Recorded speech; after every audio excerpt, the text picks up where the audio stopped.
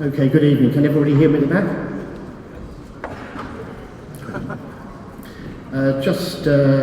If you've got your mobile phone on, can you either switch it to silent or turn it off during the debate, if that's okay?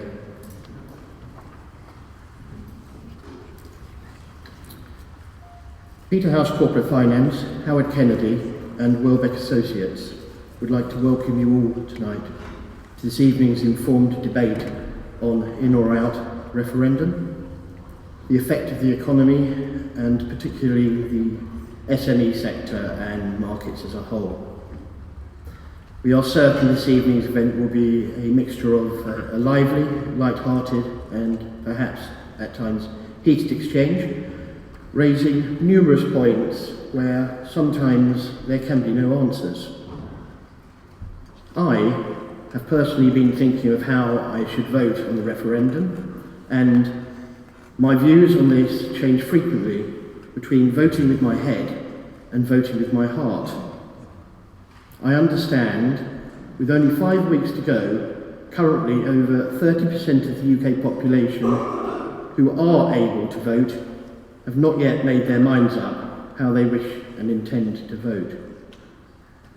Those voters could undoubtedly influence the final outcome.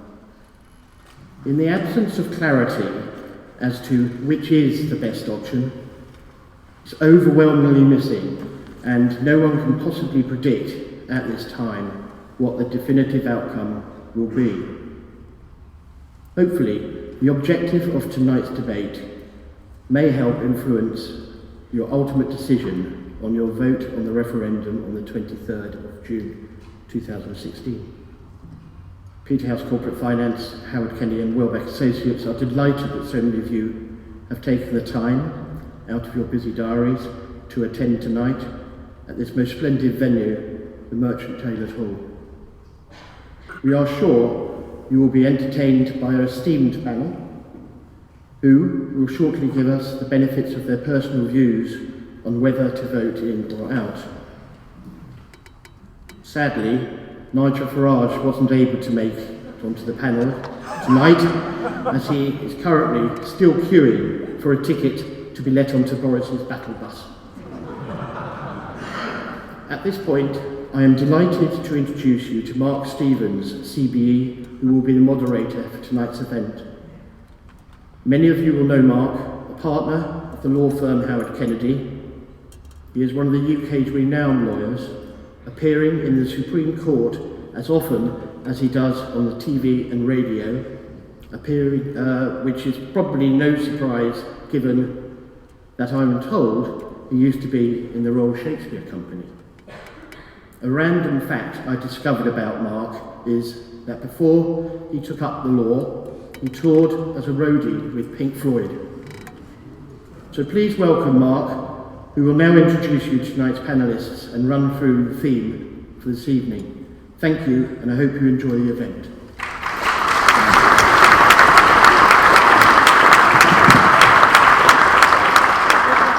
Well, thank you, Duncan, for that marvellous introduction. Well, I hope we are going to have a bit of fun here tonight, but also to, I think, shines a light on some of the issues which are obviously troubling many of us in this debate. Fears over Brexit have been hitting the business investment, so says the Bank of England. You'll have seen the April monetary policy statement. Apparently people are waiting until after June the 23rd for investment decisions, so no surprise there then. I thought it might be quite interesting to start the evening by looking at where people's predisposition is now, whether you are an in, an out, or an undecided. And then just to see at the end of the evening, for a bit of fun, without any sort of empirical research behind it, where we think we are. So whether we think that we've moved the debate, whether we have actually informed a little more. So you should have some little cards there. I've got a bit of a flag here behind me. So are you tentatively in? If so, please raise your card. And if you're tentatively out, please raise the Union flag. We're not going to get any jingoistic and things here. Oh, overwhelmingly in, interestingly. Okay, well, if you want anyone undecided, how many are undecided in here? There doesn't seem many people. About 4. Well, this is brilliant, actually, because we've actually got the other undecided in the country on the panel tonight. We've got Gervais Williams, who is undecided. He's of course, you'll know, as the managing director of the Mitem Group, and has extensive experience with the smaller and the AIM companies and things. And one of the things I think we're interested in is how much that's going to make a difference. If you want to tag this evening, you'll see Brexit Bear or Bull is the hashtag if you're Twitter literate, and hopefully you'll also see some reactions and comments as people make their interventions. The way it's going to run is that I'm going to invite Lord Howard Flight to make the case for coming out. Sir Vince Cable, who you'll know was the former Secretary of State for Business and in his own right a quite accomplished international economist, is going to respond. Then we've got Zach Meir, who is very much an out individual, who you might well have heard of him as a commentator, and also Zach's Traders Cafe, which is a place that many of us want to go. Sebastian Malaby is an inn. He's, of course, a Paul Volcker Senior Fellow for International Economics at the Council for Foreign Relations. So we have nothing if not the most informed panel. And then I'm going to finish off with Gervais and see if he's picked up any thoughts and whether he's moved in his position from the fence. So with that, I would like to invite Lord Flight to come along. I'm going to give everybody about 7 minutes. I'm going to give them a little tinkle if they go over, because we're on a fairly tight time. I want to have a debate amongst the panelists after the initial presentations, and I also want to open it up to you on the floor so that you've got the opportunity to engage and speak to this very eminent panel. So, Howard, can I invite you to make your intervention and set out your position? Thanks.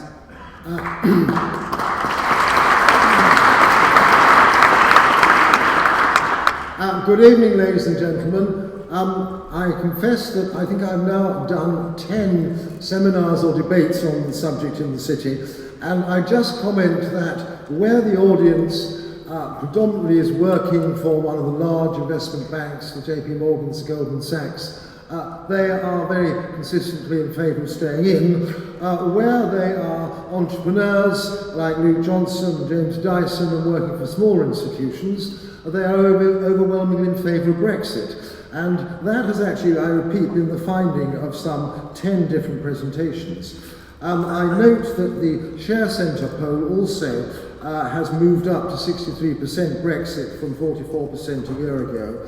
And of the 5 million odd businesses in this country, some 85% only do business in the UK, and therefore what matters for them is the domestic market and the cost of regulations and the state of competition. I think most of them are candidly fed up with EU micromanagement regulation and indeed with some of the devious behaviour of the Commission, and they see the single market as playing to the big oligopolistic businesses and very much squeezing them out. And that was why 300 businessmen signed the letter in the Telegraph this morning.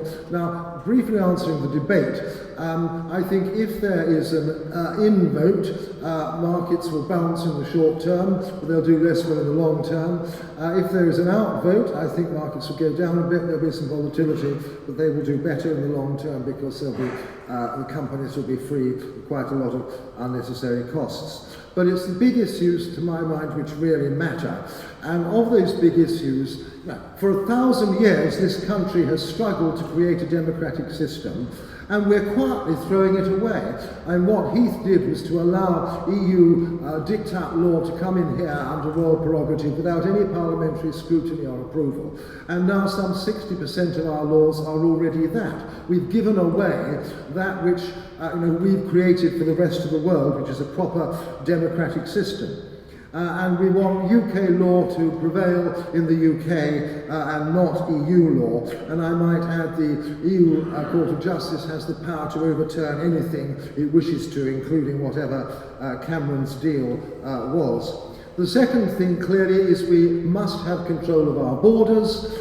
Excessive migration is an impossible task for the National Health Service, for education, for housing, and we simply want, like America and Canada, to certainly have people come to live here, but to have control over who and how many. And I just make the point that the official figure for migration is 300,000. The number of new national insurance numbers the same year last year was 800,000, of which 600,000 were EU citizens. So candidly, we simply don't know how many people are coming, and of the million that Merkel has admitted, once they have got passports, they can quite happily come here for our health service, for our welfare, and for our jobs. And why, in a way, I think it will be the working man that saves this country from the horrors of the EU, is that they readily understand, as Stuart Rose has agreed, and Stuart, as you know, is one of the leaders of the In campaign, that excessive migration drives down wages. The next big issue is our security. That has been not anything to do with the EU, it has been NATO. And as Sir Richard Dearlove, who was head of M16, pointed out, our key collaborators have been the US, Canada, Australia, and New Zealand, and not the EU, who have been mistrusted. The EU now has a plan to create a European army. We are already required to follow standardisation laid down from Europe. But to my mind, if there's a European army, that's the end of our security, and that's the end of NATO, and that's the end of crucially important US involvement. I would argue that the EU is an idea whose time has passed. It's an out-of-date authoritarian system. The euro has been a disaster, and as many of us predicted, as Mervyn King said, it was a reckless project, and it's wrecking the economies of southern Europe, and of course tending to lead to political extremism. You can only have 40% youth unemployment for a given period of time before you get a nasty political reaction. As far as the government's fear campaign is concerned, I think it has been rather shameful, naked propaganda, and I think it's backfired just as badly as the fear campaign in the London mayoral elections backfired. And worst of the lot, and shameful, was the Treasury dodgy document. Not only it all depended on the assumptions, but where they cheated was that they actually forecast the number of households would increase from 27 million today to 31 million in 2030. But when dividing the GDP forecast to see how much per household, they actually took the current figure of 27 instead of 31 in order to achieve a false result. Well, I think that was disgraceful. I've seen all sorts of estimates. They vary on the effect of Brexit, varying from -6% to +10%. I think the most reasonable has probably been Gerard Lyons, who's, as you know, written rather a good book with Professor Minford. And that finds that output will be up 2%, real disposable pay up 1.5%, and I might add the City of London will remain a key financial capital of the world. Now, in terms of what deal we might do, we all know we have a big trade deficit. It was 8.1 billion last month, but actually the current account deficit is even larger. It was 107 billion last year. So there is a clear argument for Europe wanting to have a sensible free trade type agreement with the UK. As far as the financial services industry is concerned, if you're retail fund management, you need to have a Luxembourg fund anyway. If you're on insurance, 80% of the foreign sales go to North America and Asia. If you're one of those big oligopolistic investment banks, you've mostly already got operations on the ground in the EU. And if you look at the damage the EU has done, of the main regulations of the last decade, half would have happened anyway, but half have been very much EU agenda, of which the key ones have been AIFMD, MiFID II, passporting, and the Banking Bonus Directive. And I think few realise there are another 420 subsidiary regulations in the pipeline, and the financial transaction tax is certainly not dead, and indeed the number of countries supporting it has grown. If that happens, we will definitely lose business to New York on a massive scale. I suggest the bigger danger is of staying in the EU than of coming out. Both the euro and Schengen are a disaster, and as and when the euro collapses, which it will have to because Germany is unwilling to make the transfer payments to keep the less competitive countries alive, there's going to be a hell of a mess. If we are a member, there will be a hell of a bill to pick things up. And finally, in terms of regulation, the estimate of Open Europe is that of the 100 major regulations, they cost our economy some 33 billion per annum. So, ladies and gentlemen, can I say, go with the future, go with the entrepreneurs, listen to them, don't listen to the overpaid bureaucrats that benefit from an oligopoly position in a protected market. If I were one of those, by God, I'd be wanting to stay in. But the entrepreneurs, those that actually are going to make the future of this country, are very soundly in the Brexit camp. Thank you. Thank you. Can I invite Sir Vincent Cable to come and respond to Lord Flight's intervention? Thank you very much. Ladies and gentlemen, my approach to this is really coloured by two things. I had 5 years in the Cabinet, responsible for business and trade. I don't think it's a coincidence that my Tory successor and my Labour predecessor share the same views as I do, that leaving the European Union would be seriously damaging.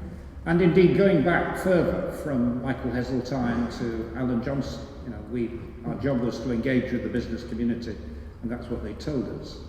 I think the economic evidence is also very, very compelling. There are, of course, outriders, and Howard's listed them, but the vast majority of analysis that's been done by independents, Bank of England as well as the Treasury, most of the academic work, LSE and elsewhere, the independent international institutions, IMF, World Trade Organization, OECD, all show very clearly that the economic case for remaining in the European Union is compelling. At the heart of it is the role of the single market. And I think we need to look a little bit at what the origins of the single market are. Now, this was not dreamt up by Brussels bureaucrats, let alone Hitler and Napoleon. It was a creation of the British government. In the 1980s, the then British government, under Mrs. Thatcher, sought to introduce the single market into Europe that was initially quite hostile. And it was a British vision of an open Europe in which we had free trade in goods, free trade in services, free movement of capital, free movement of labour. It was a British vision. And when I hear people complaining and saying, well, why are all these foreigners coming here? Well, it was because the British wanted a single market in which there was free movement of capital and labour. Now, when I was in office, I saw in the real world what the single market actually delivered, and I'll give you a few examples. I went to Detroit on several occasions to try to persuade the top management of General Motors to put their investment in the UK, in Ellesmere Port and Luton, rather than in Germany. Their instincts were to go to Germany. And we eventually persuaded them that the UK was a good place to be. The one big reassurance that they had to have was that we remained members of the single market.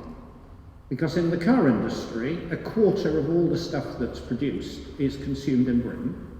Half of it is exported to Europe.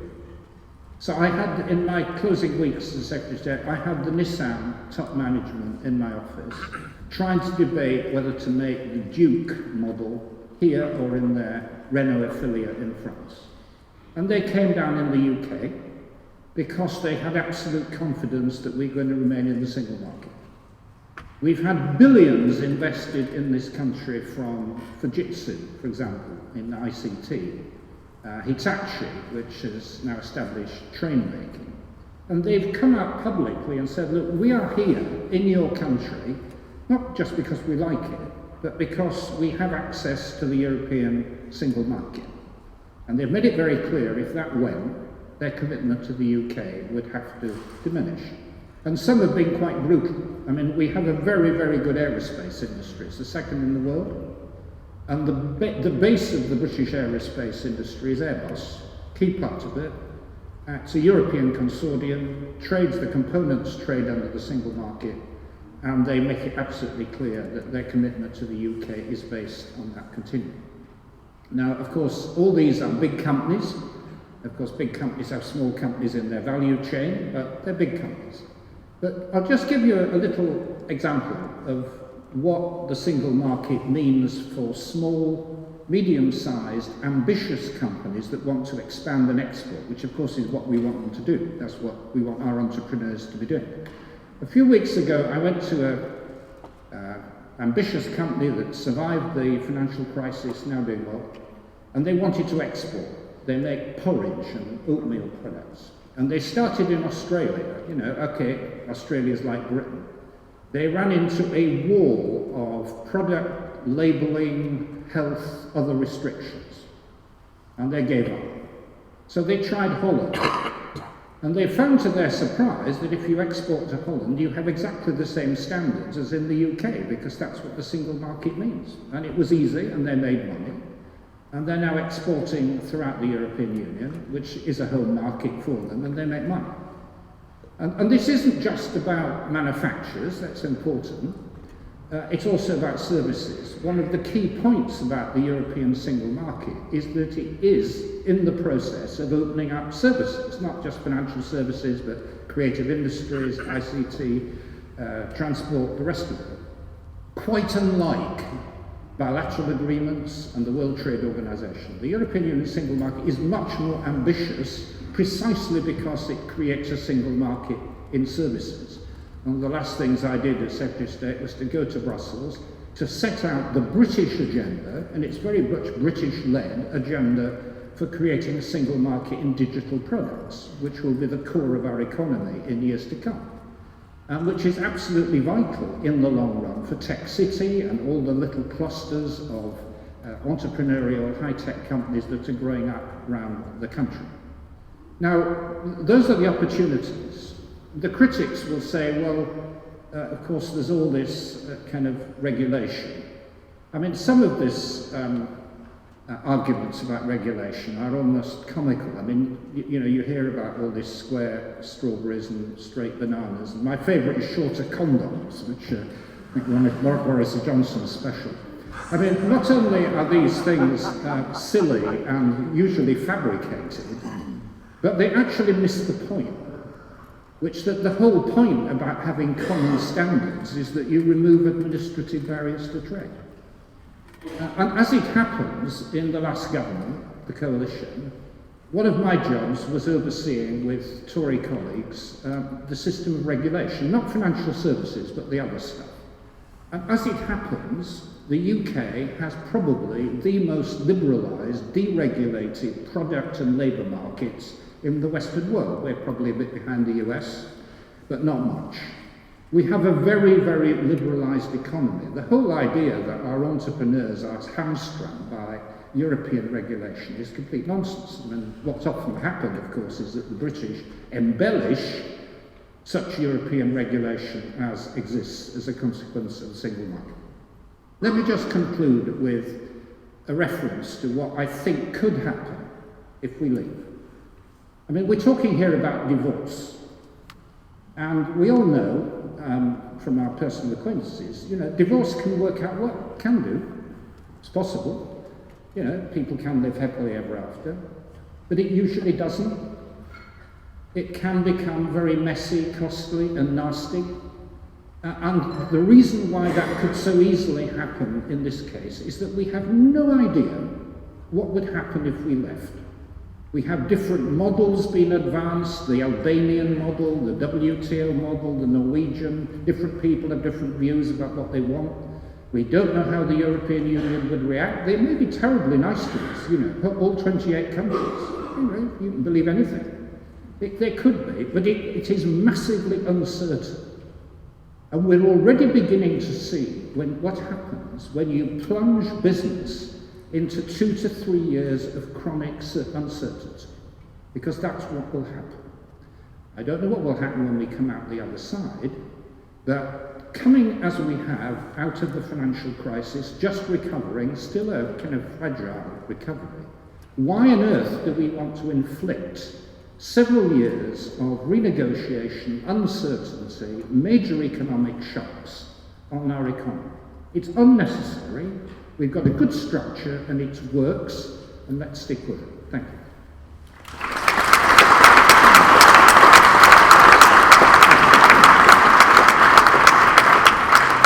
Well, just before I call on Zach, I thought it was interesting. I've been handed by my lovely assistant, a very handsome chap on the right here.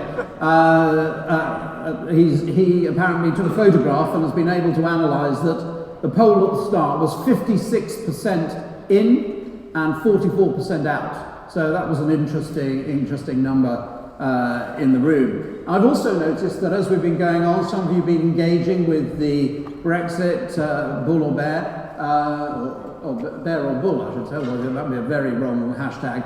And a couple of you have asked, what's the EU long-term plan?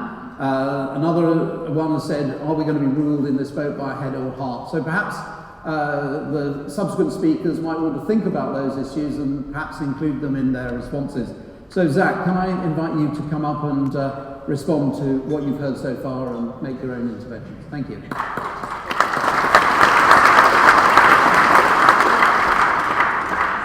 Right, folks, although it may not look as though I did, I was actually born in Glasgow, so I'm fully qualified to talk about porridge, but I don't think that's going to tip the argument here tonight. What might tip the argument, which I think people should reflect on, is that this country became the greatest industrial and military power on earth without the help of the EU. I think that's quite a valid point, and you should think about it. I think for me the real Brexit happened actually in 1992, so that is another point. So I think again we left the ERM and the stock market soared, and in fact we haven't really looked back since, apart from the odd irritating bit of red tape and bureaucracy from Brussels. But the two issues, I suppose, the two main issues here. The reason we're having a referendum at all is because it's really to decide the fate of the Conservative Party. If we have a Remain, I would assume that the Conservative Party will split in two, with 100 MPs running off to form their own party or do what, or just be a pain in Westminster. If there is a Brexit, I think that would actually be the best thing for this country, on the basis that finally we would get back our borders, we would get back our sovereignty, and we'd have the chance to be great again, in the way that Donald Trump is probably looking for the US to do across the Atlantic. Freedom of movement and goods, I agree with. I think that was what the goods in freedom of goods in 1975. That's what we were voting on, the common market. The idea of free movement of people, I think, is a disaster, because basically, and it's something which wasn't anticipated at the time. Everybody could move around freely to the best or the richest country, either to Germany or to the UK or whatever country was hot at that time, and I think that is a disaster. We have, as the Lord Flight has suggested, 800,000 people a year signing on for the national insurance, 600,000 from the EU, and another 200,000 presumably not from the EU, and probably here at Her Majesty's government's request. So that actually suggests that even if we left the EU, there would still be the thousands of immigrants that we have here. We don't have the infrastructure for them. We have the NHS heaving. We have schools full to the brim. I think that getting back to again Donald Trump's, to paraphrase him, it would be better to have a bit of a moratorium on the free movement of people for a while, at least, until we can soak up all that has to offer in terms of cost. The EU itself, ever closer union. I think one of the problems that we had historically with that, or what happened was that we had France and Germany being the main guys in there, and then the smaller countries around it. It would have been much better, really, for if we were going to be involved in a proper way, to have been there at the start, to be leading Europe in a way that Germany is leading Europe now, and also adopting the currency and going for the whole hog. I mean, the whole United States of Europe. That would have been better than the halfway house that we have at the moment. We have a worst of both worlds. We're paying as if we're a full member, but we're actually a semi-detached member. There would have been an advantage of being in the Eurozone in 2008, 2007. The Bank of England in 2008 paid £456 billion to save our banking sector. I mean, that's a massive amount of money. It's half a trillion pounds. If we'd been in the Eurozone, it would have been the ECB's problem, and our payment of £55 million a day could have been regarded as an insurance policy that finally was called in. As it is, we pay the insurance policy, but we're never there to get the benefit of that. So we're in the worst of both worlds at the moment. I think we should decide one way or the other. People obviously go for this the fear approach that we have here with the government stance. A totally biased campaign, which I don't know how the Brexiteers and Farage and other people allow there to be a referendum where the government is backing the Remain side. It should be an open and free referendum. How that got through, I don't know, and I think that's a very serious point. It's almost as serious as the first point I said about this country becoming the greatest on earth without the EU. If you're going to have a vote, it has to be a fair and balanced vote. £9 million for the Brexit leaflet. I haven't seen that around my doorstep recently. That didn't happen, and nobody's pushed the government on it either. It is unbelievable. So I think for that reason, I'm Brexit as an anti-establishment stance. I'm Brexit because we've got to be one way or the other, and I think out would be best. There may be a bit of volatility initially, but as you saw with the proper Brexit, when we didn't go for the euro in 1992, stock market soared, and our economy and housing market has been upward ever since. I don't think I can say anything more than that.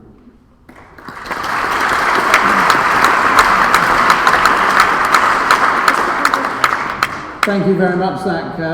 Sebastian, can we have your response, please, to that intervention? Absolutely. Well, I was interested to see Zach embracing not once but twice Donald Trump. I won't debate him on that. He's welcome to Donald Trump.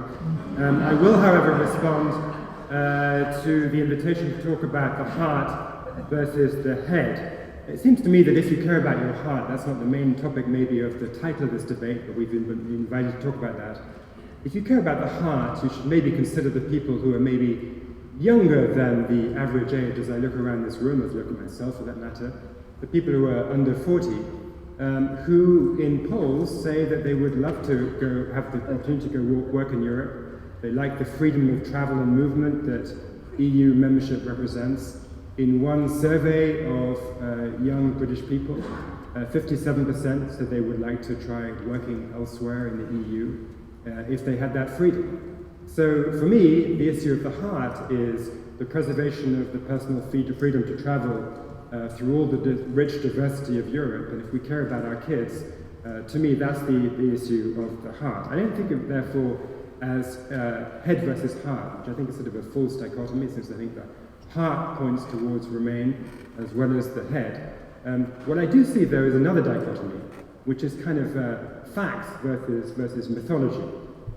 I've spent my time in the past couple of months volunteering at a non-profit startup called infacts.org, where it's a journalistic enterprise where we try and put facts on the table, or facts maybe on the web, better said, about what is really going on. Because it seems to me that we have this strange situation where all the reputable economic studies agree that there would be an enormous cost to Brexit.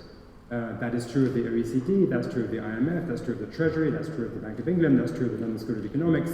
They all agree there is one outlying study, the so-called Gang of Eight study, the most prominent author of which is Joe Lyons, who's been referred to already.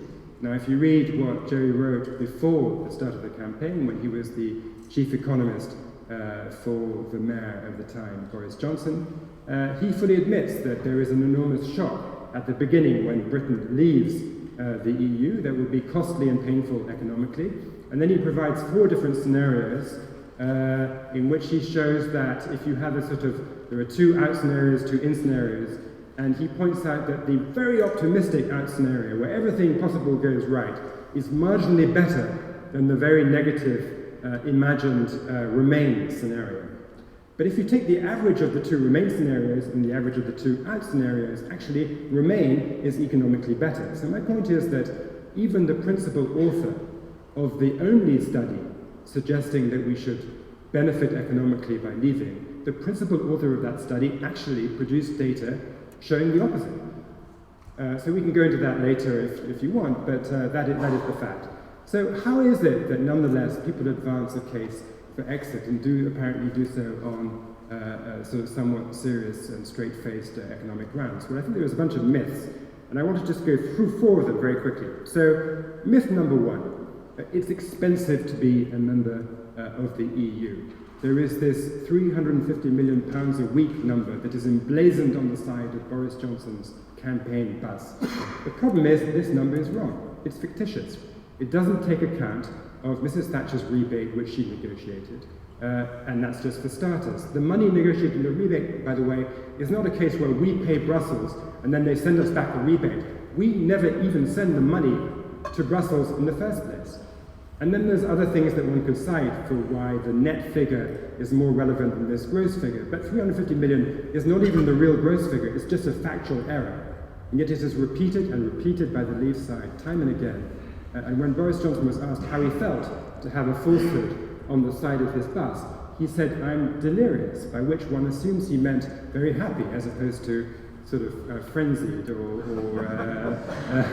feverish, or the other dictionary meanings of delirious. Another myth concerns regulation. So the idea that it's very expensive in regulatory burden terms to be inside the EU is wrong. There have been studies of the cost of the regulation. Those are real costs, but there are also benefits. We get cleaner air and so forth. If you count the monetary value of those benefits, it's not a big burden in terms of regulation to be inside the EU. And you have to consider that if we left, we would still have our own regulation because we would still want clean air and safe products and so forth.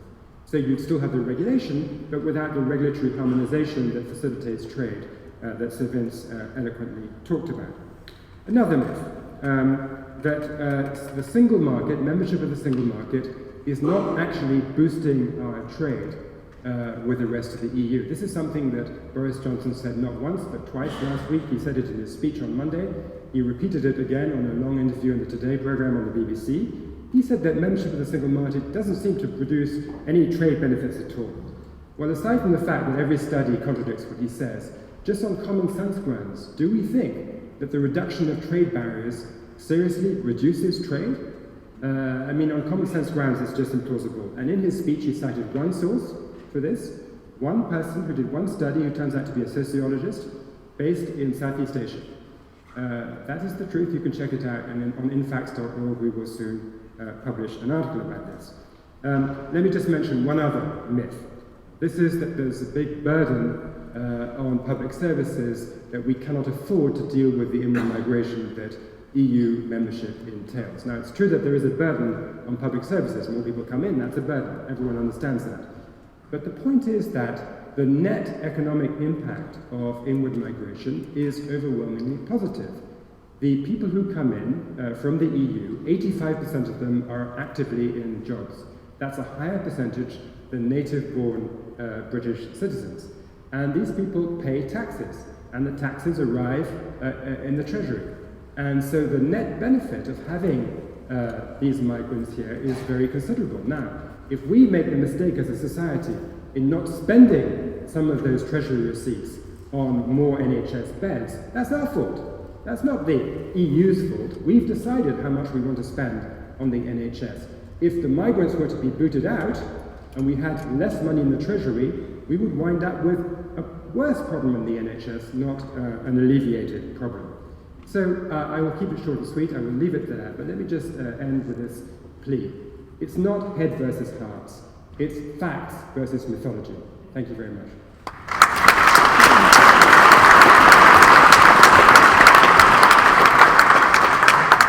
Thank you very much, Sebastian.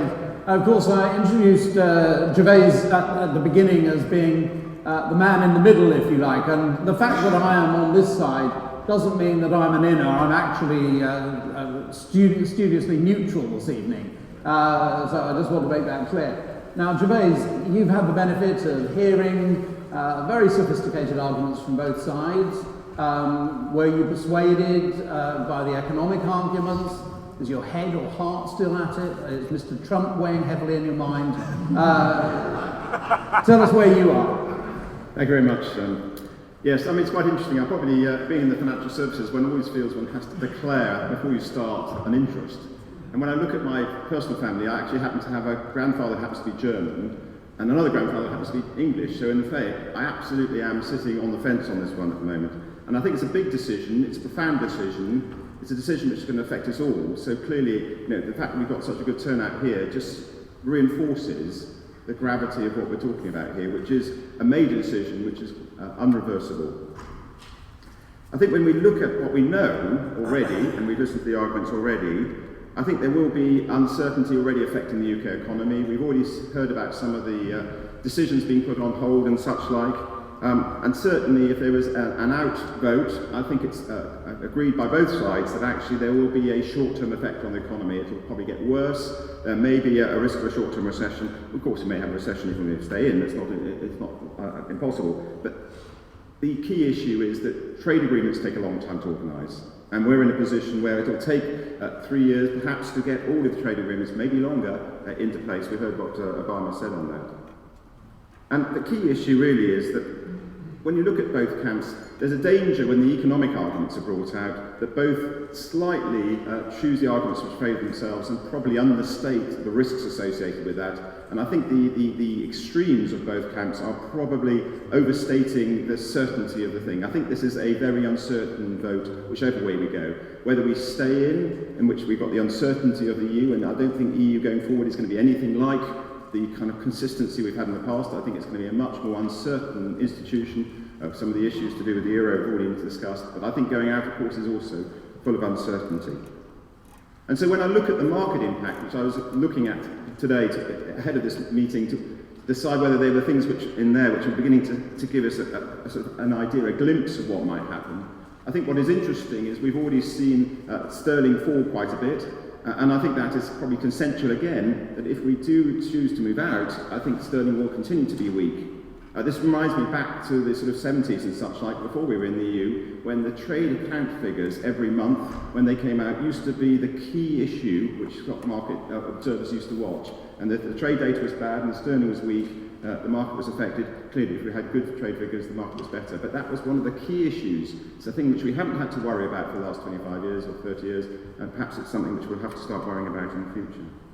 And when you look underneath the bonnet in terms of what's actually affected, the areas which are probably most affected are those affected by weak sterling. So the retailers, for example, are obviously suffering a bit. There isn't a lot of trade going on in the retailers. A lot of price inflation has come out of the system. There's some price deflation in terms of the sales prices. But actually, when you look at the import prices, with the weakness of sterling, a lot of our products are now imported, and we are finding that actually a lot of the retailers are suffering, and they're under a bit of margin pressure at the moment. They've got, of course, the cost increases coming through from the staff as well. A second feature is that overseas investors are becoming more cautious. That may be a temporary thing if we stay in, but it's a factor at the moment, and that is definitely affecting house prices. Not so much, everyday house prices, but right at the very top end of the market and some of the properties. And we're also seeing perhaps a move away from smallness a little bit. Mid-caps have been underperforming. Now, mid-caps have been the best performing sector in the stock market really for the last 15 years. It's been unusual to see them underperforming the FTSE 100, but with the recovery of some of the commodity prices and with the anxiety about the vote, we are seeing a bit of uncertainty coming through in the mid-caps, and they're underperforming. So I think what actually is happening at the moment is people are sitting on the fence, like me. We're all a bit uncertain. We're not sure which way it's going to go, and I think that's reducing risk-taking, it's reducing decision-making. And to some degree, at least one of the good things about the vote is that we'll have certainty to some degree about what's going to happen. There'll be a decision about that. We won't know quite all the decisions if we move out regarding the trade agreements, but we certainly will know that the kind of changes coming through. I think when we're looking at the stock market, at the moment, I still think fund managers are probably still assuming that we'll stay in. If you look at the Betfair sites and the other sites, they're all suggesting that there's a 75% chance of staying in. I've got to say, it doesn't feel like that when we're out there and looking at the polls and all the other things. I think as we get closer to the vote in the next few weeks, I think the market's going to become much more uncertain and very thin in trading, and we could see significant moves both ways. One of the things I've been wondering about as a potential floating voter on this matter is not just what happens to the UK, but also what happens to the rest of the EU. You've got to remember that actually the EU without the UK itself will have very different dynamics going forward. They are our largest trading partner. We want them to be successful whether we're in or we're out, but we want, of course, them to continue to buy our goods and to be a stable and growing economy. And I wonder whether there are certain issues which are with the dynamics if the UK leaves, which make the largest market for our goods more uncertain. There's real concern about, the question of the balance between Germany and France, and of course, without the UK, that may change. In particular, I think the uncertainty on the mainland of Europe is probably going to be a feature which is something which is going to happen anyway, irrespective of whether we stay in. And the question is, if we do stay in, we might find that we actually have lots of liabilities should the Euro project come apart. So it's not there are arguments on both sides on this. I think when it comes to the final decision that I'll be making, I think it's going to affect three key questions are going to be driving that. Will our growth of our economy, the UK economy, actually be enhanced longer term by the greater independence of our decision making? We've grown pretty well over the last few years. Even as part of the EU, we've been pretty successful. But it may be, with greater uncertainty going forward, with more anxiety about world markets, world growth is more uncertain going forward, maybe that extra opportunity to actually make a decision and more independent decision will enhance our growth, and that could be a key decision for all of us going forward.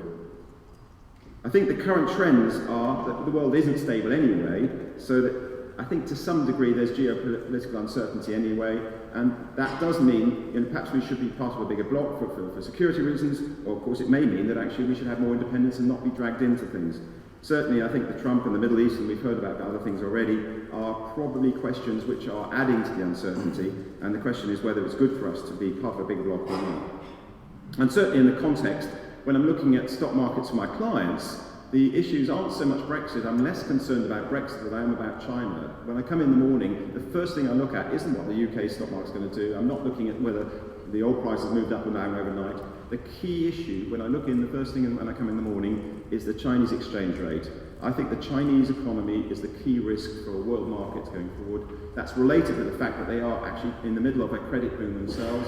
And we all know that when credit booms end, they're tough. Now, China is a long way away. We don't have a lot of direct investment in China, but if it does come to a difficulty and the exchange rate comes down more significantly than the 3 or 5% we saw in the middle of last year, and we saw the stock market behaviour on that, then we've got to be worried about that longer term. So that is the area which I'm loads more concerned about than the Brexit vote. Anyway, ultimately, I think to conclude, I think the key issue is that actually, either way, whatever happens in this vote, fund managers going forward are going to have to be a lot more, adding a lot more value than they have in the past. We've really had a long period when, with the globalisation of world trade and of course the deregulation of the debt markets, we've had supernormal growth really for the 25 or 30 years. A whole generation enjoyed that. And I think that's coming to an end, and I think we're going to have to, as fund managers, add more value irrespective of which way it happens. Certainly dividend income already across the mainstream market has stagnated in spite of the fact we haven't got a recession. We're probably overdue a recession in the world somewhere, or certainly in the UK potentially too. And if we do get a recession, there'll be more dividend cuts, and that will be weak for markets. And as client, we've got to look after our clients and steer them through this. So we've got less world growth, less dividend income coming through, and that's a feature which actually makes the market vulnerable. And of course, we really need agility in our corporates. We need to do things which we can help our corporates become agile. Maybe that's an exit. We need the ability to grow. Again, that's probably smallness. And we need particularly to drive productivity improvement. Not just in the UK, but around the world, we've seen a lack of productivity improvement for the last 8 years since 2008. It's key that we allocate our collective savings better to generate employment growth and productivity improvement. And that will drive, obviously, wage growth. So I think the UK, fortunately, has always been good in smallness. We've got the AIM market, it's the leading market in smallness. Most of the other markets around the world have died. And particularly, we're very good at dealing with change. So hopefully, I'm hopeful, therefore, whatever the decision, and as I say, I'm still on the fence at the moment, I think that the UK will be well positioned to take the change. Thank you very much.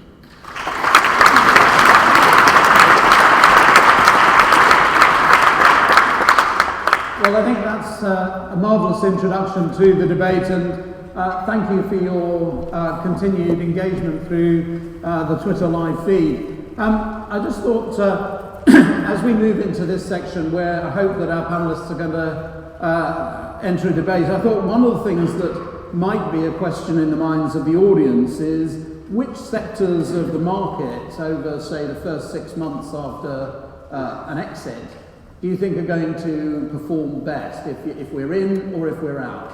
There must be a positive and a negative case there. What do you think, Sebastian? Well, if you could buy shares in law partnerships, that would be terrific, because you could. Thank you for the plug. You could make money on advising corporates who are trying to relocate out of the London base into other EU cities. I think any sector that is very dependent on long-term fixed investment is going to suffer appallingly, because one of the big things here is that this period of uncertainty in the Nike swoosh that is sometimes invoked, where you have a slight down trend in the economy and then the optimists say an up swoosh after that, the down bit is so long that the swoosh should probably be reversed. Because if you think about what happens the day after a putative leave vote, first of all, the government will probably fall. There'll be a succession struggle within the Conservative Party. There'll be a question about Scotland. Does it want to stay? Does it want to go? What happens to Northern Ireland, which is dependent on this porous intra-Irish border for a long time? Once the UK political system has digested all that, it starts to negotiate with its partners in Brussels. There are 27 of those partners, so even if they're trying to be nice to us, they won't agree amongst themselves about what they want and what their position is vis-a-vis the British exit. There's no precedent for this apart from Greenland, and that took years to do, and it's the population the size of Croydon. So, there's no precedent. You've got 27 negotiating parties to coordinate. In the midst of the negotiation, what's going to happen? There'll be elections in some of those countries like Germany and France, and there'll probably be changes of government. So the new government will come in and want to reset the negotiating terms and go back. So this is an uncertainty that will last for a long time. Now, when we finally negotiate the terms of our new deal with the rest of the European Union, we then have to also renegotiate all the other trade deals, because the EU is party to some 50 agreements that we are party to through the EU. So if we lose our EU membership, we have to renegotiate all those other trade deals. So this uncertainty, the downward leg in the Nike swoosh, is really a kind of 5-year thing. So I think any business sector that depends on confidence extending over any period of time is going to be extremely badly hit. Is there going to be a difference between if you're a purely domestic or domestic-focused business or non-EU-focused business? Do you think that's going to have a wider impact?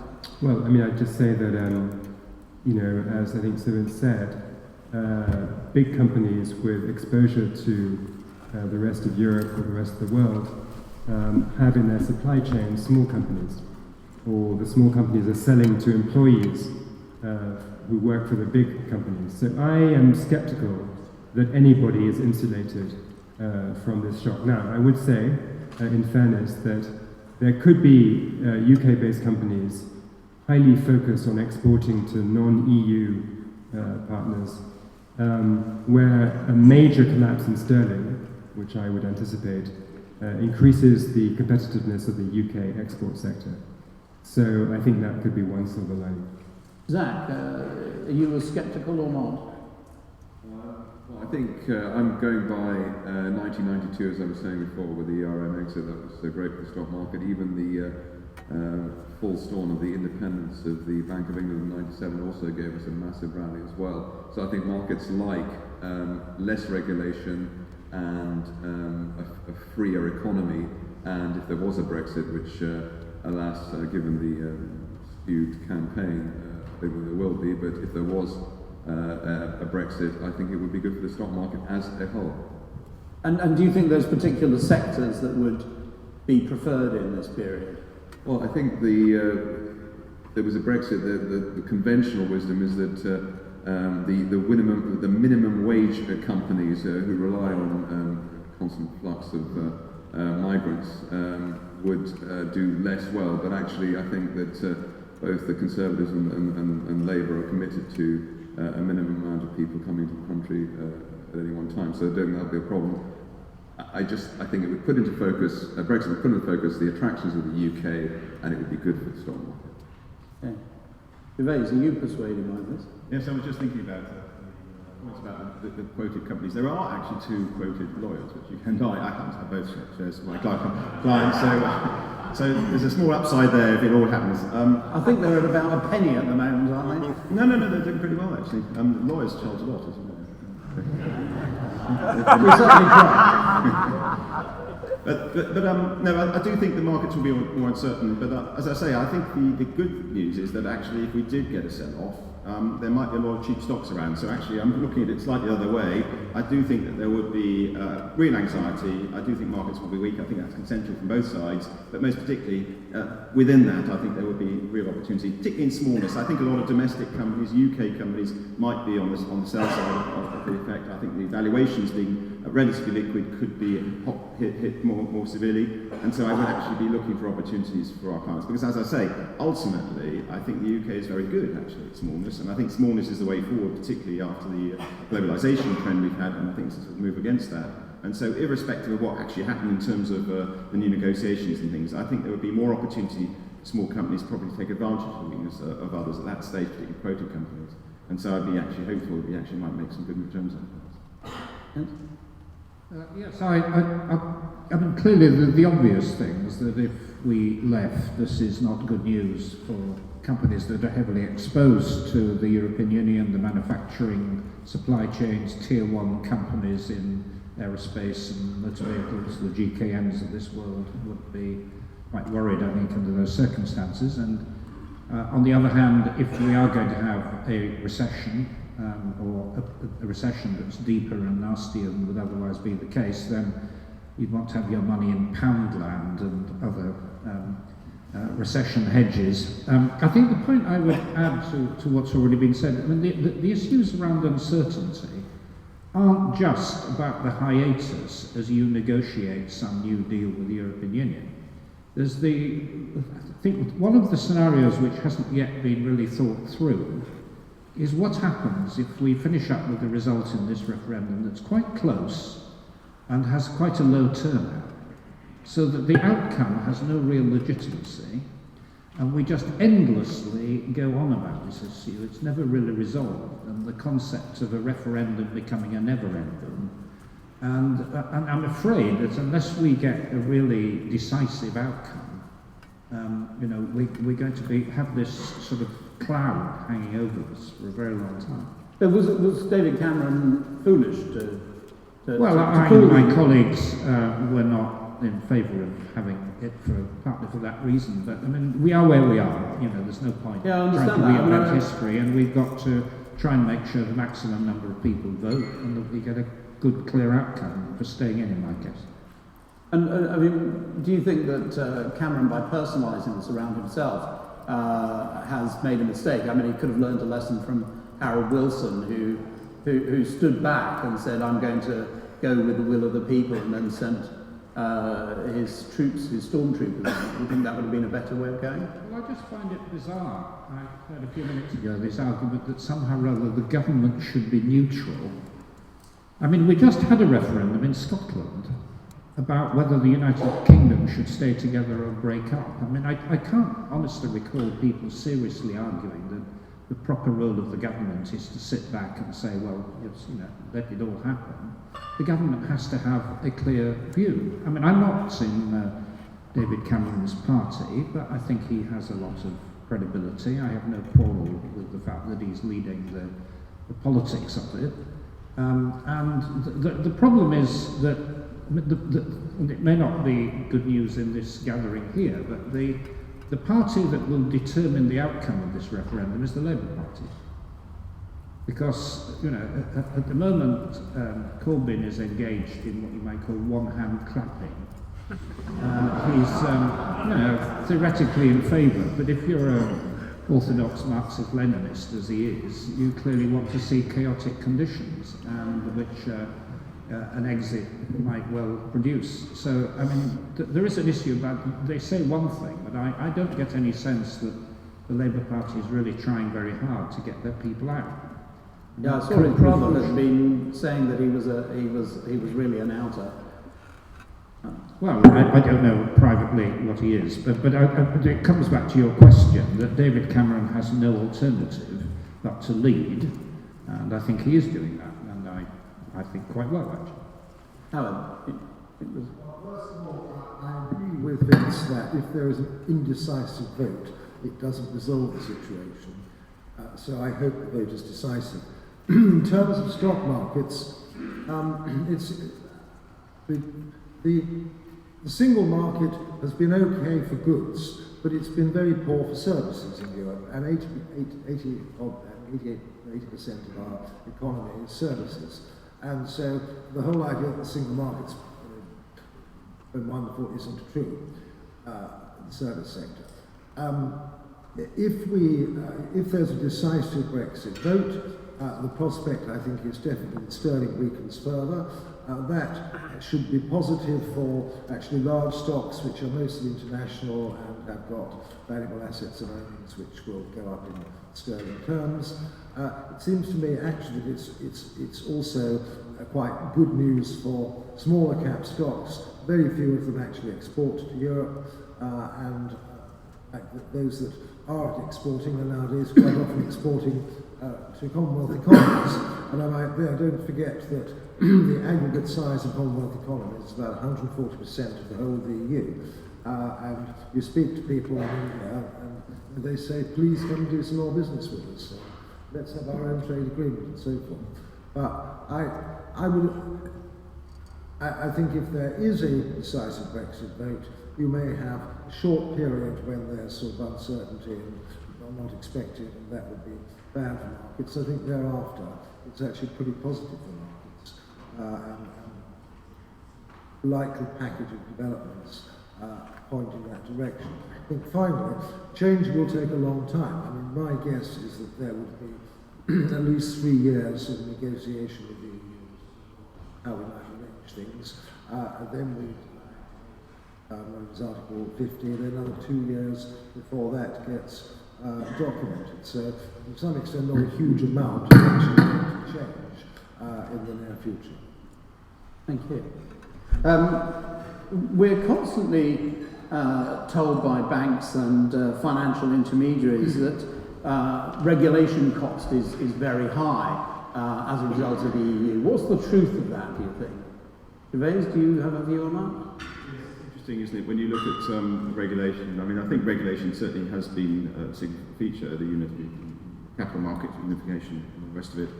But if anything, sometimes our regulators are keen to move forward than the EU, and if anything, there was obviously this issue about MiFID II, which actually has been slightly delayed by the EU rather than encouraged by the EU. So I think that's an area where I can see both sides again. Coming back to the point about the uncertainty, I mean, I think one of the interesting things is what happened in Greenland. Greenland was also part of the EU and actually exited. They voted to exit in 1982. And in their case, they took 3 years to negotiate further agreements. Obviously, it's a small country, maybe they found it easier, maybe it's harder now, I don't know. But what was interesting is once they had negotiated, they then had a second vote. So even if you did vote to exit, and we had a vote, when we negotiated all our deals, in the end they decided to have a second vote 3 years later to reconfirm it. So, this uncertainty, which Vince is talking about, is actually probably going to be there whichever way we go. So, Vincent, what do you think is a decisive victory? A victory that kind of puts this bed puts it to bed for a generation, so Howard can't come back and ask for another vote in 5 years or something. Well, I mean, we're looking at a turnout that has to be a turnout fairly close to general election levels, I would have thought. I mean, that doesn't look likely at the moment. For a result that I think most of us would regard as decisive, particularly if you're talking about Brexit, because that involves a commitment to changing the relationship and re-legislating. But to go back to your question, I think that how bad is regulation? As I said in my introduction, I was basically in charge of the regulatory apparatus in the UK in all sectors except financial services. And we got to a point where labour regulation, which some small firms complain about, was derisive. And it's not a major issue. And those things which were problematic were things that we quite consciously brought in the UK because we wanted them here. I mean, when I was in government, both sides of the coalition supported flexible working, shared parental leave, auto-enrolment, things of this kind. And these were British sovereignty exercising its discretion in the regulatory area. In the financial services field, I mean, there are some subsectors, hedge funds, I guess, who probably feel they've had a raw deal.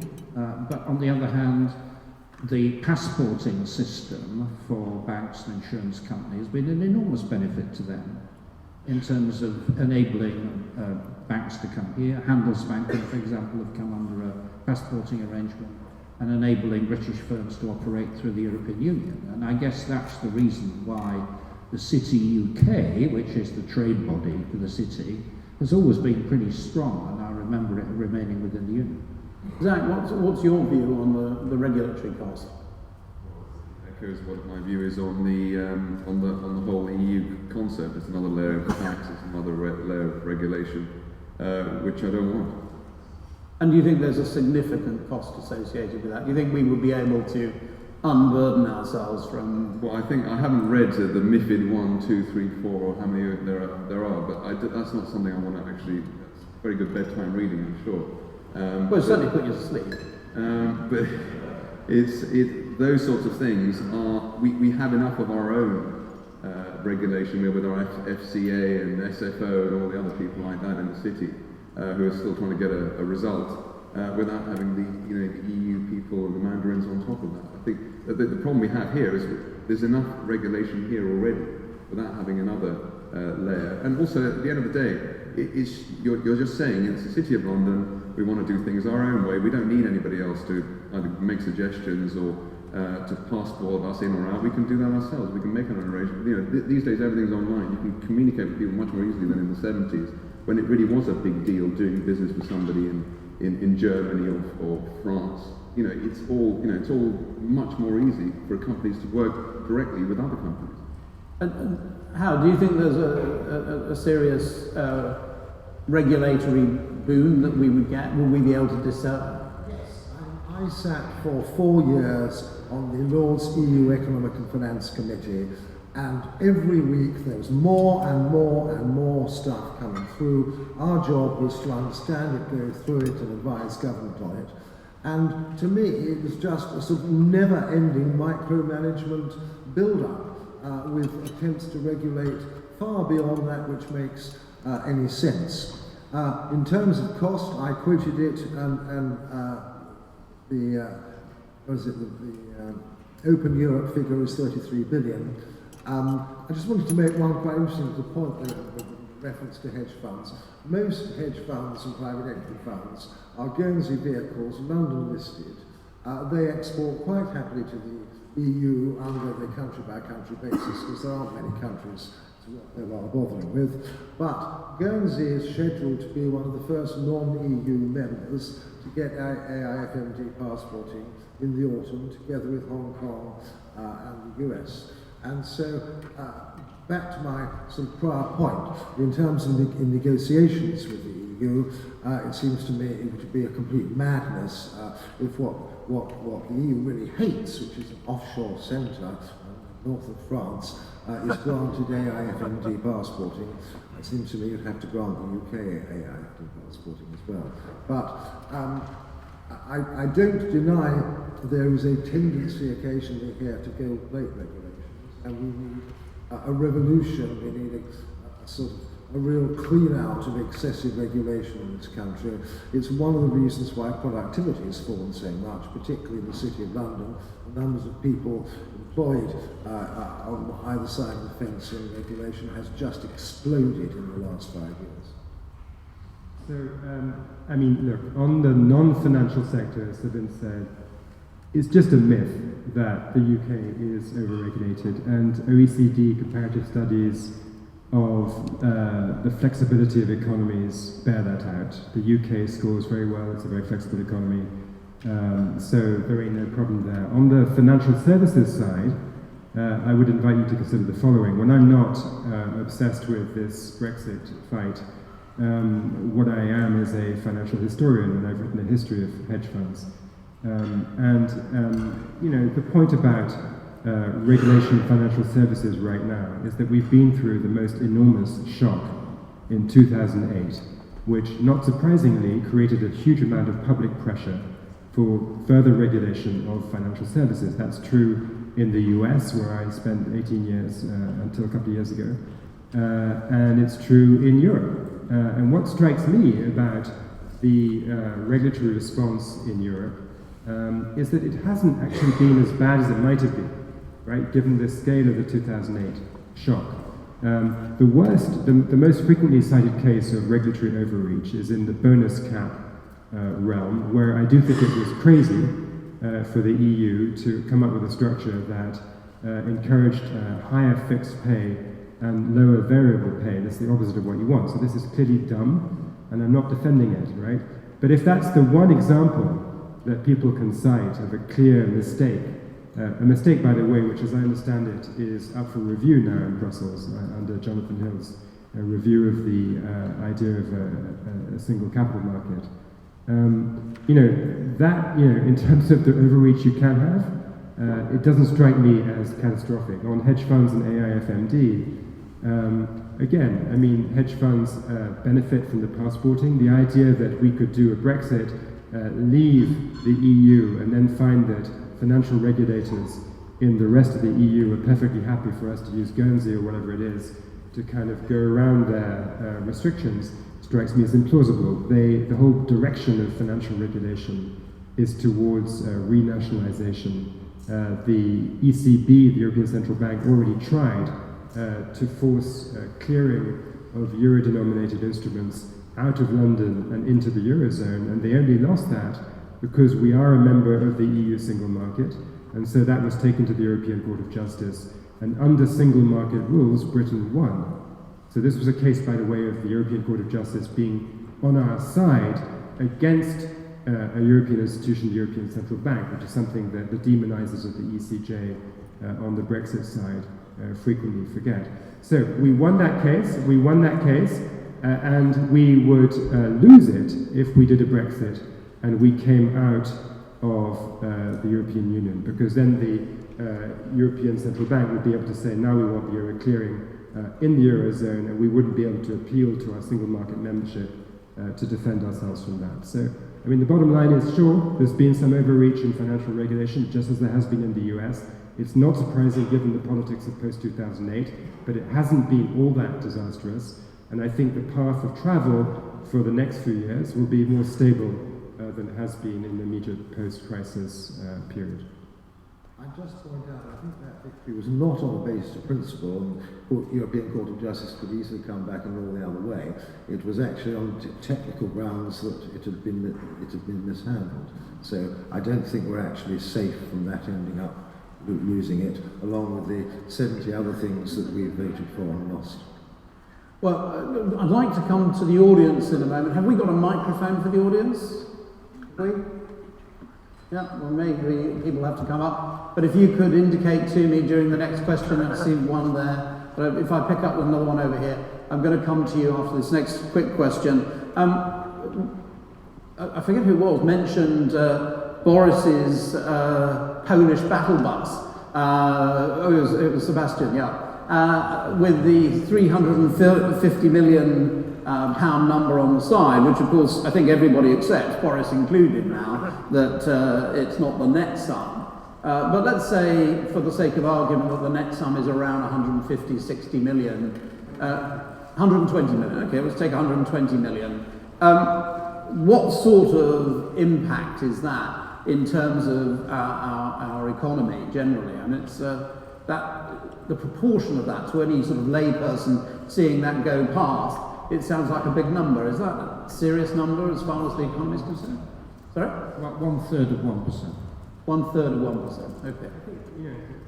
The point to remember about the 120 million net contribution to the EU budget is that we do actually live in an integrated world where we have cross-border problems that are real, that we do want to deal with, and having civil servants who are going to deal with those cross-border challenges is going to cost a little bit of money. So if we are paying 120 million pounds a week as our contribution to an EU civil service that is trying to coordinate our joint responses to stuff that matters, that's a reasonable payment. When you ask people, one of the things I've done at my infact.org website is I figure that the millennials don't really want to read articles, but they do like quizzes, online quizzes. So we put together a quiz, and one of the questions is, do you think that the Brussels bureaucracy, much maligned, is A, bigger than the UK civil service, B, half the size of the UK civil service, C, a quarter the size of the UK civil service, or D, smaller than a tenth? And the answer is D. Brussels is not a huge civil service at all. The last budget review in Brussels resulted in budget cuts to the EC bureaucracy. This idea that it's growing inexorably is actually not true. Yeah, we pay 120 million pounds a week to get something that's quite valuable in an interconnected world where we have joint problems to sort out with our neighbours. Yeah, go for it. The actual figures last year was 17.8 billion gross, 8.5 billion net, and that was after both the rebate and money spent in this country. Now, some of the money goes to good causes, but to my mind, too much of the money actually goes to buying support. Secondly, the amounts going up, but what was claimed as controlling costs last year was simply tipping a whole lot of this year's costs into next year. In usual deceitful fashion, the EU has postponed its budget announcement, which should have been before the referendum, until after the referendum, and the likelihood is it will be another 2.5 billion to the UK. And I might add on the 8.5, 17.8 figure, I think it's closer to 150 net. But yes, it could be better spent, basically. The waste of the cap is a subject one could bang on for a long time, but I think what can be done to sustain the farming industry in this country by independent policies would be hugely better than the awful bureaucratic and often completely unfair cap arrangements. Okay. In terms of orders of magnitude, I think Zelensky said that the cost of this contribution is 1/3 of 1% of UK GDP, is that right? So let's take the London School of Economics study of the negative impact of UK GDP of leaving the single market, which is, it gives a range, but I think the midpoint of the range is about 6% of GDP. So if that's right, we're talking about 18 times bigger hit to the UK from the economic cost of leaving than is the cost of staying in budget terms. Okay. Let's go on to the audience, shall we? Sir, can you introduce where you're from and pose a question?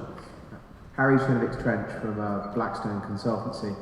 We've heard a lot from the Brexit camp about how if we leave we'll be happier, richer, less regulation and more security, and much from the Remain side and how much worse off we'll be if we leave. So my question to the Remain side is this: what are the positives for staying? How much better off will we be in the future? Does Europe even have a plan 5, 10 years down the line of where we're going to be. Will we be better off? The main thing for the Remain, I'm undecided, is the status quo continues. But what if people don't like the status quo, and is it even a good idea to begin with? And will we be any better off if we remain versus whether we leave? Great question. Who'd like to? Can I start off? First of all, Churchill is completely misquoted. Churchill thought it was a good idea for the states of continental Europe to come together, but certainly not including the UK. Margaret Thatcher has been cited in terms of the single market. Subsequently, and before she started to fail, she became about the staunchest Eurosceptic going, and she disagreed with all the things that we have both talked about very strongly. So anyone that's a Thatcher, I don't think Thatcher was in favour of staying in the EU. If we stay as a semi-detached member. The group in the Eurozone will drive it. We will have virtually no say in that. We may get called upon to pay for some of it in due course, particularly when it gets into trouble. I don't think it's a particularly attractive prospect, and I think that we can negotiate what we need fairly satisfactorily without having to be a full member. And that's actually what suits this country, and historically our role is to have one foot in Europe and one foot in the rest of the world, and logically the one foot in Europe is about helping to keep a reasonable balance of power in Europe. If we stay in, of course the status quo is the starting point, but I think all of those who dealt with the European Union accept that it needs to be reformed and improved. One of the things I established with my colleagues in the coalition was something which we called the like-minded group of ministers. We assembled actually a majority of European Union states, but starting mainly with the Northern Europeans, who wanted to see the things that the British wanted to see, which were smoother regulatory processes, more free trade, completing the services single market. And that is happening, and we have plenty of allies in the European Union to push that through. And indeed, some of the more reform-minded governments in southern Europe, like Spain, are now very firmly on that track. And there's a whole set of things which, were we to stay in the European Union, which we would work at. Achieving a single market in digital services is potentially transformative, because of course that's where the growth industries of the future are. And Britain happens to be very good at most of them. So we have a clear set of agenda around, copyright provision, or Netflix access for film, and I mean dozens of things, very specific, very business-like, and a government in the UK that was committed to membership would work through this agenda. And lastly, we would use our position in the European Union to make sure that it remains outward-looking and free trading. We used to have all this language in the past about a bloc, an inward-looking bloc. The European Union isn't like that. These days it's been much more supportive of negotiations in the World Trade Organization. The problems there are the Americans, the Indians, pushing ahead with greater free trade with the United States. Very much a European agenda. And if we were in, we would make sure that happened. If we were out, I suspect that the French and some others would find ways of sabotaging it. My name is Tim Blackstone from British Financial. I want to ask about the European Court of Justice, or the European Court of Human Rights, as I think it's originally called, and explode the shibboleth that has got anything to do with the European community. And in fact, it was set up largely under British auspices in 1948 for protection of the individual against our own government as much as anything else, and just get rid of this horrible myth covered by the Daily Mail and others that it's got anything to do with the European community.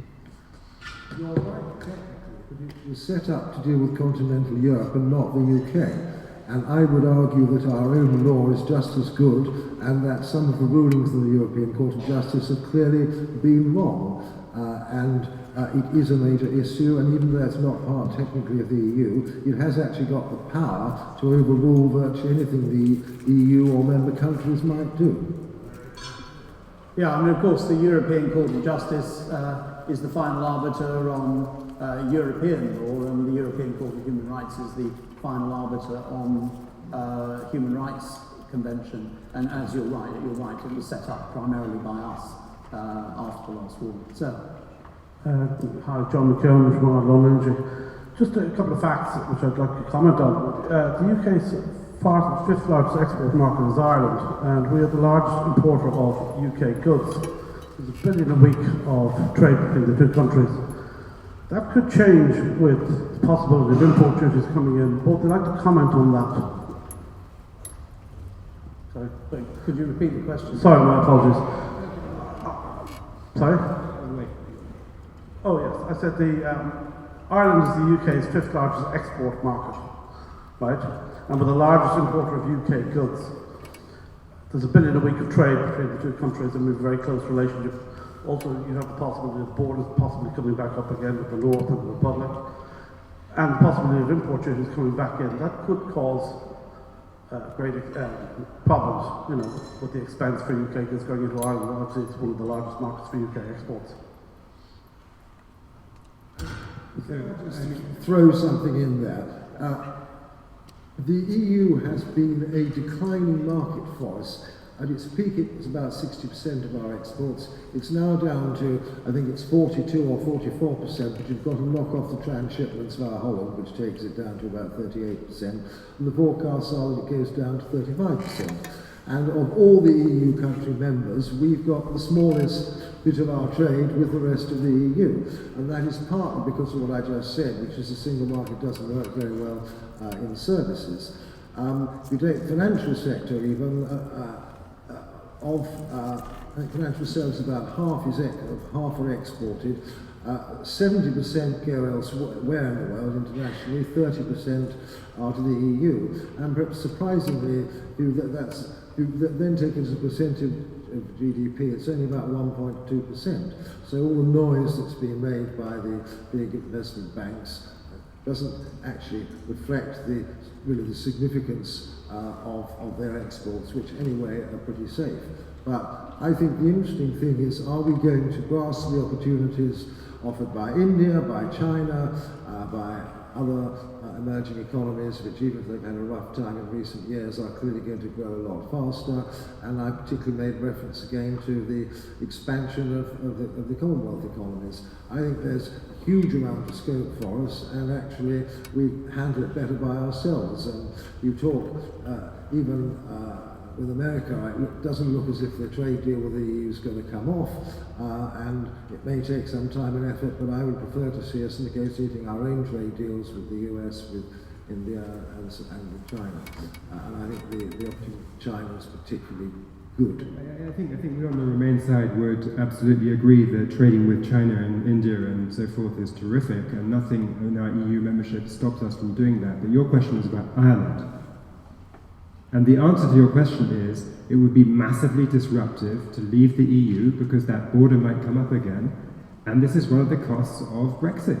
It would disrupt the relationship, and it would be uncertain what the resolution would be for several years. Howard Flight said 3 years to renegotiate with the Europeans. That might be about right. So 3 years of major disruption to that very rich trading relationship. That's the answer to your question. Can I just, sorry, yes, just on Ireland. I think when I first started doing my job, one of the lines that my officials always used to put in speeches was that we do more trade with Ireland than we do with China, India and Brazil combined. I think after all the effort we put in the coalition to promote trade with China, India and Brazil, that was no longer true. But nonetheless, Ireland is a massive partner. They are deeply concerned about what might happen. The Taoiseach is actually coming here in a few days' time to try to mobilise the Irish community in the UK because they feel so threatened by the instability that would arise. Can I just make one final point on the previous question about the European Court of Justice? It's this sort of popular belief that it's only in the European Union that we're subject to kind of legal judgments by bodies outside our own country. The fact is we are signatories to, I think, 13,000 treaties, some of them very far-reaching. If we have a dispute within the World Trade Organization, the issue is resolved by a legal panel which overrides our national sovereignty. If we have a dispute within the law of the sea, we are subject to international legal arbitration. The European Court of Justice is more important because the single market is so significant to our commercial life. But the basic principle of having international bodies which make legal rulings is a necessary consequence of having an interdependent world economy with sets of rules.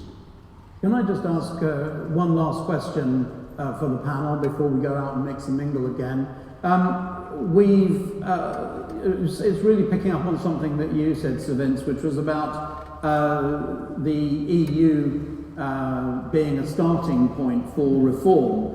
What do you think the impact of some of the weaker economies, Greece, Italy, those kind of things, what's the impact going to be on the UK going forward, given that they look like they're not in great shape at the moment? Is that going to put additional stress, a burden that we should be worried about? Well, let's get it in perspective. Some of the Eastern European countries have had a truly terrible time, Greece overwhelmingly so.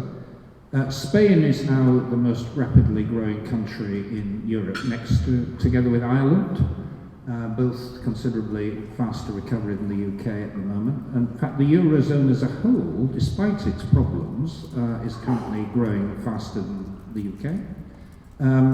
One of the big changes which has taken place in Southern Europe is that the old stereotype of the kind of manana and the Italian bureaucracy and all the rest of it is that this has radically changed within the last few years. I mean, there are reformist governments. I mean, Greece is a special case with the Syriza government, but the Italian, Spanish, Portuguese governments are much more committed to liberal market reform than was ever the case before. And there is now a very high degree of consensus in the European Union on the way that we need to move, which is market-oriented economies, outward-looking, freedom of trade.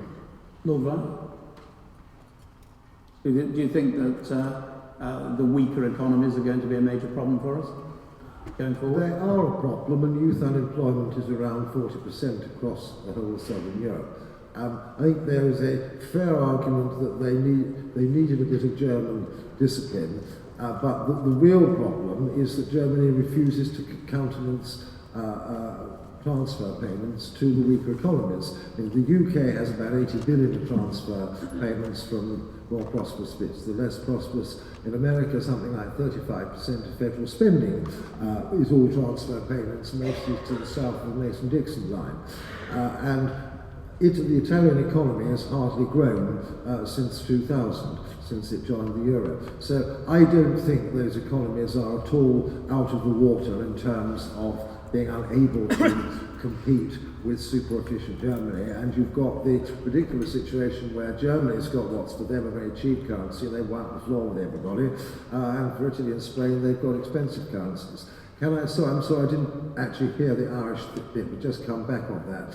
I think the currency is actually the most important. When Ireland joined the euro, I said to my Irish friends, this will come and hit you over the head somehow, I don't know how. And it turned out that you had far too low interest rates, and so no control, they couldn't be controlled with bank lending, and so it led to stock market and property escalation and crash. And most of Ireland's trade, as pointed out, is with the EU, and quite honestly, Ireland would be a lot better going back to having a punt, which it could then manage in line with sterling. And I think that is actually more important than the border issue, which is actually getting quite dealable with.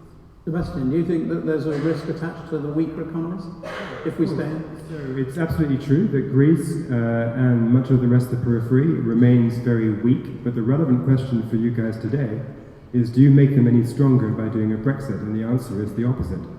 Because if Britain leaves the EU, it will be seen as a template that will be tempting to populist parties across the rest of Europe, who will then push for their own referendums. Polls in even places like France show quite sizable chunks of the population telling opinion surveys that they also would like a chance to vote. If you start down that road, you destabilize the European project even further, and Italy and Greece and so forth will be worse off, not better off. And since they are our partners in terms of trade and other things, that is bad for the UK. So this is another reason why the destabilization that Brexit would bring about is not good for you and not good for your kids. Out of its misery. I mean, you've got Greece hanging on. You've got they've got second-rate and third-rate economies there, propped up by Germany. The idea is, and they're just papering over the cracks, and God knows how much money they're putting in there. We don't know how much we're paying for that by the back door as well. It's just embarrassing. It's actually been embarrassing since 2012 as well. Will the euro be there this time next year? Banks going down. I mean, it's laughable. And we want to be a part of that. We want to continue to be, we're sort of it's the caravan of disaster. We've got, we're towing along. Carrying back $780 billion, something like 20% of GDP. Gervais, where have you got to now? You've heard all of the debate. Comes out is that we've talked an awful lot about the different risks and opportunities. But I don't know if I came away from this debate with a lot of positives, actually. I came away with a lot of anxiety when I came, and I think I've still got quite a lot of anxiety as to which way we should go forward. But certainly I do think that that there will be plenty of challenges going forward, and the EU as it stands now will probably be very changing in the next 5 or 7 years, probably more than it has over the last 20 years. So I think whatever way we choose, I think we'll find that there's a lot of change that we dealt with.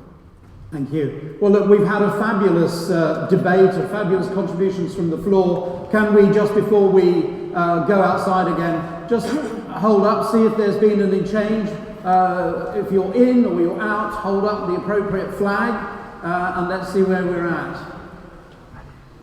Oh, I think there's more outers this time than there were before. Certainly there's a big pocket of them down here. Anyway, ladies and gentlemen, I'd like you to join me in thanking our quite fabulous panel.